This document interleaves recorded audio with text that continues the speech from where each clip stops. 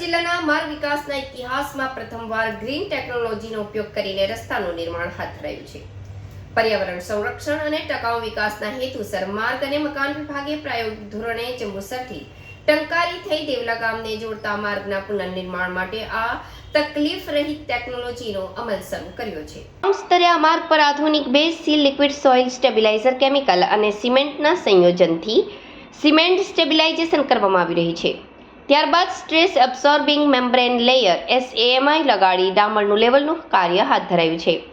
ખાસ વાત એ છે કે કાર્ય માટે કોઈ પણ નવા વિદેશી મટીરિયલની જરૂર પડતી નથી, કારણ કે હયાત મટીરિયલને જ રિસાયકલ કરીને ઉપયોગમાં લેવામાં આવે છે। આ ટેકનોલોજીથી રસ્તાની જમીનની ભાર વહન ક્ષમતા વધી રહી છે અને રસ્તાનું આયુષ્યમાં પણ ઓળખપાત્ર વધારો થવાની અપેક્ષા છે।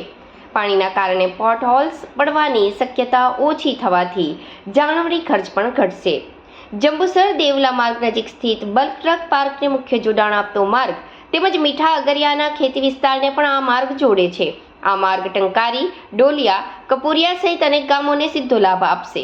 ઉપરાંત આસપાસની GIDCની સાથે તાલુકાની અંદાજિત 1,97,000 વસ્તીને પણ સરળ મુસાફરી ઉપલબ્ધ થશે। હાલમાં દેવલા નજીક રોડની મિલિંગ અને ડ્રાય રોલિંગ કામગીરી પૂર્ણ કરી 500 મીટરની સિમેન્ટ સ્ટેબિલાઇઝેશન કામગીરી પૂર્ણ કરવામાં આવી છે। બાકીનો માર્ગ વિભાગ દ્વારા માર્ચ 2026 સુધી પૂર્ણ કરવાનો લક્ષ્યાંક રાખવામાં આવ્યો છે। આ પ્રોજેક્ટના પરિણામ જોતા ભવિષ્યમાં સમગ્ર ગુજરાતમાં આવા પ્રકારના રસ્તાના મજબૂતીકરણ માટે આ ટેકનોલોજી અપનાવવાનો રસ્તો ખુલશે।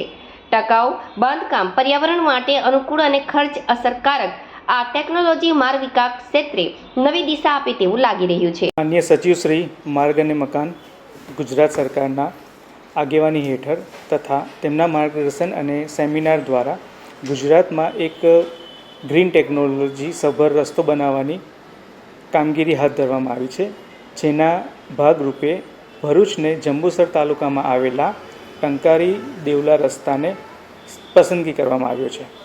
જે રસ્તાની ખાસિયત એવી છે કે આ રસ્તો બનાવતી વખતે હયાત રસ્તાને જ મિલિંગ કરીને તેમાંથી નીકળતા મેટલ તથા કપચી મટીરિયલનો ઉપયોગ કરીને રીલેઇંગ કરવામાં આવે છે, જેમાં સ્પેશિયલ કેમિકલ તથા સિમેન્ટનો ઉપયોગ કરીને રીસ્ટેબિલાઇઝ કરીને બેઝ બનાવવામાં આવે છે। આ રસ્તો બનવાથી પ્રકૃતિને ઘણો ફાયદો થનાર છે તથા સમયનો પણ બચાવ થશે।